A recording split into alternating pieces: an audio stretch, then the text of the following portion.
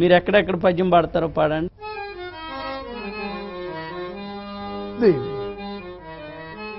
ఎప్పటికైనా శుభములు రాకపోవునా అను ధైర్యమును కూడా అంతరించినదే. ఆనాడు నా భార్య పుత్రుల కాలకౌశకునకు విక్రయించినప్పుడు దాసి కదలవేమని అప్పారుడు తన తల్లిని అడలించినాడని.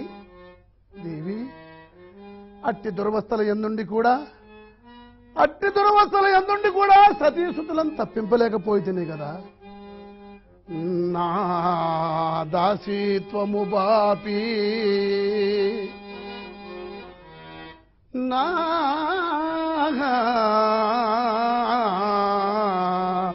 దాసీత్వము బాపి ఎప్పటికి నైనల్ చింతలిడేర్పడే నా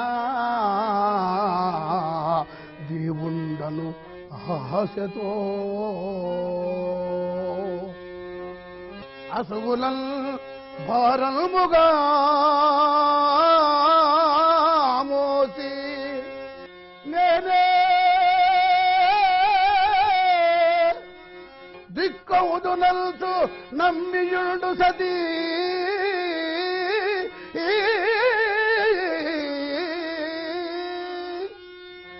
ఈ దౌర్భాగ్యము కాటికా పరితనము ఏ పాటి తల్బ్రోచడి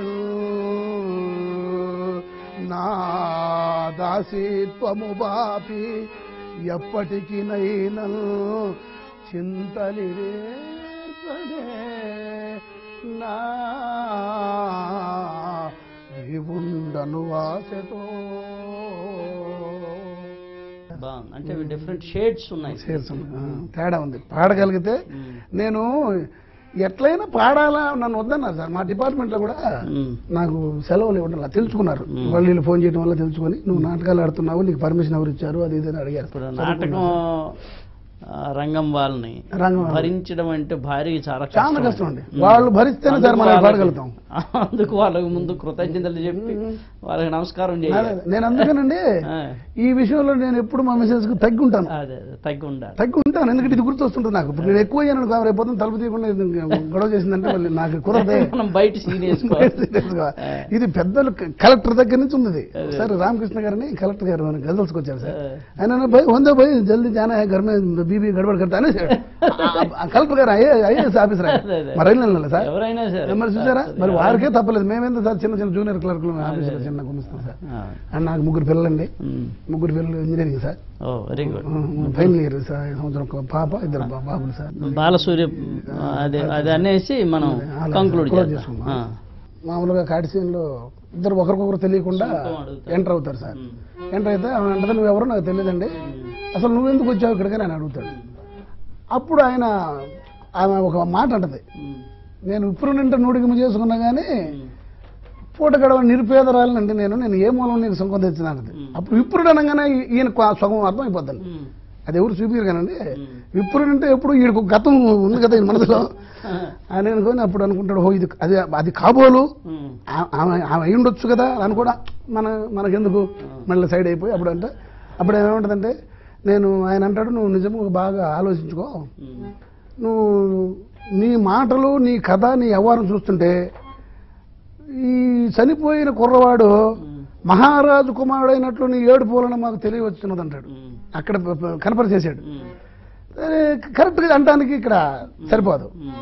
అది లేదండి నేను అంట అబద్ధం ఆడేదాన్ని కాదు సార్, నేను అన్నుతుమ్మలు ఆడదాన్ని కానంటాడు అంటదా. అప్పుడు నేనేమంటా అంటే నేను ఇప్పుడు మాంగళ్యం ఒకటే ఉందయ్యా నా దగ్గర ఇంకేం లేదు అన్నప్పుడు ఆయన ఏమంటాడంటే ఆ ఉన్నదానినే ఏ వెలకైనల్ తెగనల్మో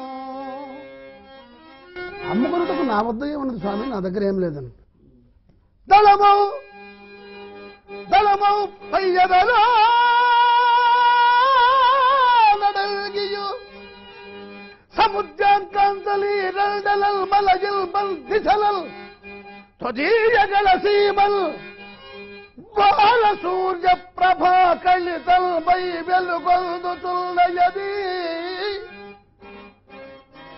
అది మాంగళ్యము కాబోలు, అది మాంగళ్యము కాబోలు, అది మాంగళ్యము కాబోలు.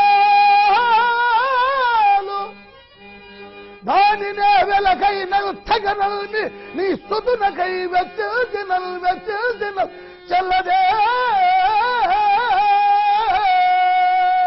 అదొక్క భర్తకే కనిపిస్తుంది. అప్పుడు ఏమంటదనమాట, ఈ మంగళసూత్రం ఎవరికి మనం అప్పుడు వశిష్ఠ మహాముడు చెప్పాడనమాట, ఇది నీ భర్తకు తప్ప ఎవరికి కనిపిస్తుంది. అది అప్పుడు ఆమె గుర్తొచ్చండి, ఇది నా భర్తకు తప్ప ఎవరు కనపడదు, స్వామి కనపడుతుంది. అప్పుడు ఆయన కూడా ఇట్లా అంటూ అప్పుడు అది అయిపోద్ది సార్. అది మన కార్యక్రమంలో పాల్గొని మరి ప్రేక్షకుల్ని ఇంతగా మెప్పించినందుకు, హరిశ్చంద్ర పాత్ర అంత గొప్పగా ఒప్పించినందుకు ధన్యవాదాలు భాషా గారు. Thank you sir. ఇది ఈరోజు మన జీవన్ నాటక కార్యక్రమంలో ప్రముఖ పౌరాణిక రంగస్థల నటులు శ్రీ షేక్ భాషా గారితో మన పరిచయం. వచ్చే వారం మరో విశిష్ట కళాకారుని కలుసుకుందాం. అంతవరకు సెలవు.